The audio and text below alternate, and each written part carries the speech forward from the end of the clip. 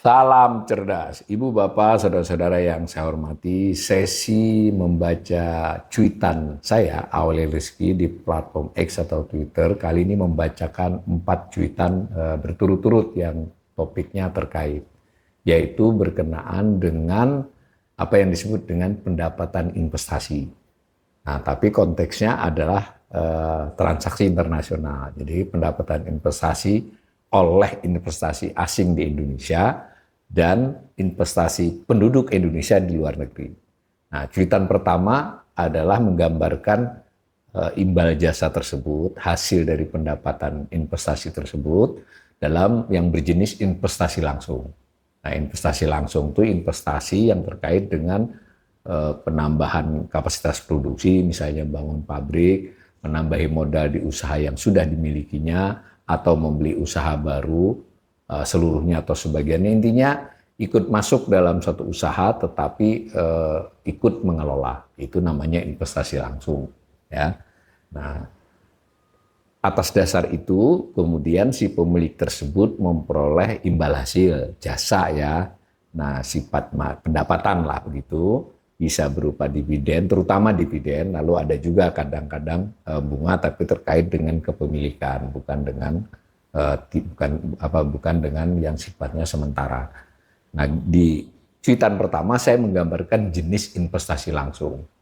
Nah, berarti kan investasi langsung, jenis langsung ya di Indonesia milik asing itu memberikan pembayaran otomatis. Nah, di situ ada pembayaran yang orange dari tahun 2004 sampai dengan 2024. 2004 berarti ditambah dengan yang 2025 baru 6 bulan ya, belum setahun. Nah, itu pada saat yang bersamaan itu kita juga memperoleh penerimaan dari investasi penduduk Indonesia dalam jenis investasi langsung di luar negeri. Misal penduduk Indonesia punya pabrik di Kamboja misalnya, di pertanian, di perkebunan, bisa saja kan, atau sebagiannya. Dan itu ada, bukan bisa saja ada ya. Nah, maka di tahun 2025 selama 6 bulan itu kita membayar kepada asing kurang lebih 12,45 miliar dolar. 12,45 miliar dolar membayar pendapatan atas modal asing yang operasional di Indonesia. Pada saat bersamaan Indonesia menerima sebanyak 1,23 miliar dolar atas modal penduduk Indonesia dalam jenis investasi langsung di luar negeri. Nah, selisih keduanya tinggal surplus atau defisit, dalam hal ini defisit karena kita banyak membayar. Nilainya 11,22 miliar, selisih dari keduanya tadi. Sedangkan 2024 selama setahun itu 21,86. Nah, kalau dilihat gambarnya yang orange memang 3 tahun terakhir itu relatif stabil ya di kisaran di kisaran 25, 24 ya penerimaannya saja ya 25 miliar dolar. Maaf, pembayarannya. Defisitnya juga relatif stabil karena juga penerimaannya stabil. Nah, tahun ini pun dilihat setengah tahun kayaknya masih segitu. Cuma kalau kita lihat dalam jangka 20-an tahun, ini sudah mencapai titik di mana kita harus membayar jasa modal asing dalam jenis investasi langsung cukup besar. Sehingga defisitnya pun cukup besar karena investasi asing langsung Indonesia keluar juga tidak meningkat pesat. Itu cuitan pertama. Nah, cuitan kedua itu terkait dengan jenis yang lain. Tadi namanya investasi langsung. Investasi yang kedua ini adalah jenisnya adalah investasi portofolio, yaitu kepemilikan atas surat berharga, saham dan sebagainya yang tidak, kalau saham dia tidak dengan maksud ikut mengendalikan atau mengelola. Jadi benar-benar secara teoritis bertujuan jangka pendek. Bisa spekulasi, bisa hanya untuk mendapatkan return ya. Jangka pendek di sini tujuannya bahwa dia pegangnya 3 tahun, 4 tahun itu soal lain. Nah, dalam konteks ini misalnya SBN, obligasi, perusahaan swasta, bisa saham, semacam itu ya. Nah, atas kepemilikan jenis investasi portofolio asing di Indonesia kita bayar. Atas dasar kepemilikan penduduk Indonesia misalnya terhadap US Treasury Note, SBN Amerika, kita menerima. Nah, itu maka di gambar itu yang orange menunjukkan kita membayar, yang biru kita menunjukkan menerima.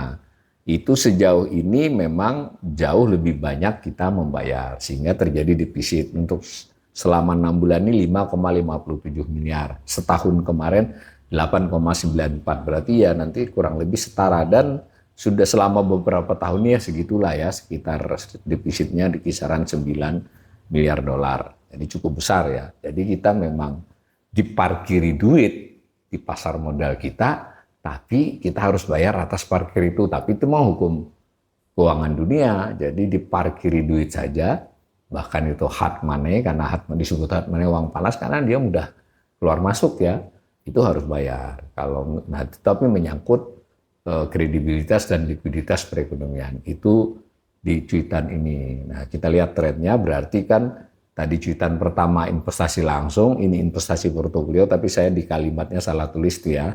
Saya tulisnya investasi langsung, sebenarnya yang benar yang grafik investasi portofolio ya itu.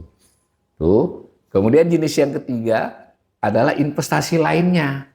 Kalau yang pertama tadi kepemilikan atas usaha, ya, kemudian menambahi atau mengambil alih. Yang kedua adalah kepemilikan atas surat berharga yang menghasilkan pendapatan, tapi tidak dengan maksud ikut mengendalikan. Nah, yang ketiga ini jenis lain.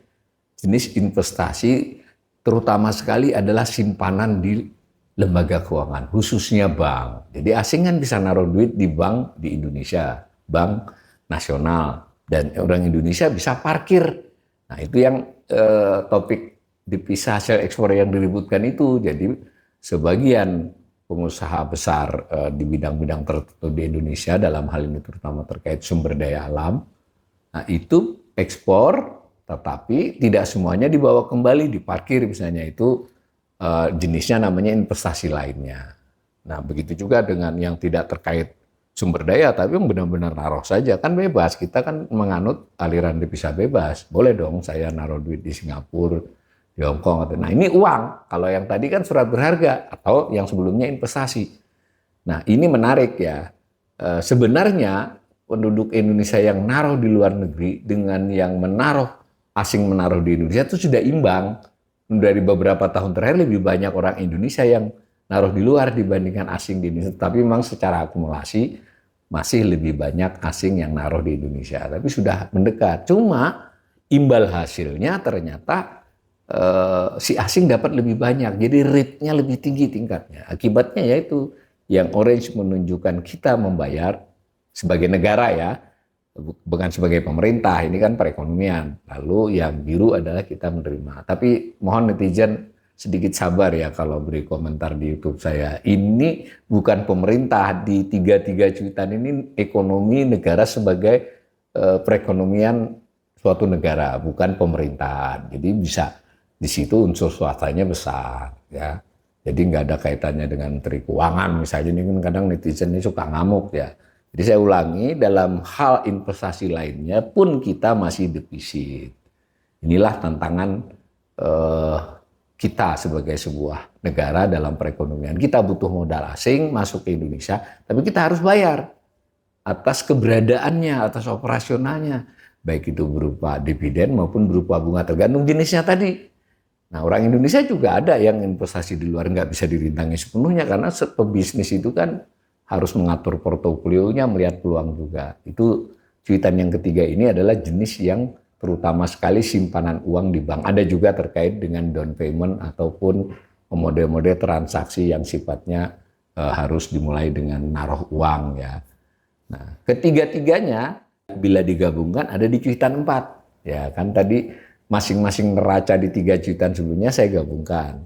Yang biru menunjukkan neraca investasi langsung, tadi netonya berapa, lalu yang orange adalah portofolio, yang abu-abu adalah investasi lainnya, lalu garis itu menunjukkan saya jumlahkan ketiga-tiganya.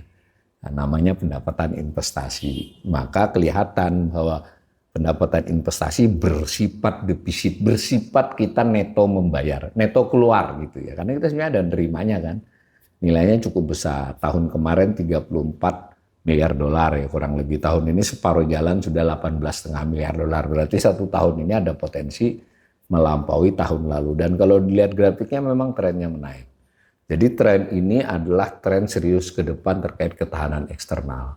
Jadi cadangan devisa kita antara lain tergerus oleh ini, oleh kita harus membayar jasa modal asing yang ada di Indonesia apapun bentuknya. Jadi dilema kebijakannya di situ. Dilema itu tidak berarti hitam putih ya, artinya ini dimanage oleh suatu negara bahwa dia butuh modal asing masuk, tapi dia harus menghitung juga setiap modal asing yang masuk itu menimbulkan beban ke depan. Nah, dalam konteks ini ketahanan eksternal kita sebetulnya sulit untuk dikatakan kuat, meskipun belum menunjukkan, misalnya belum sampai titik kritis. Tapi kalau buat saya sebagai ekonom, ini indikasi ketahanan eksternal kita tidak kuat, sangat bergantung pada perilaku asing.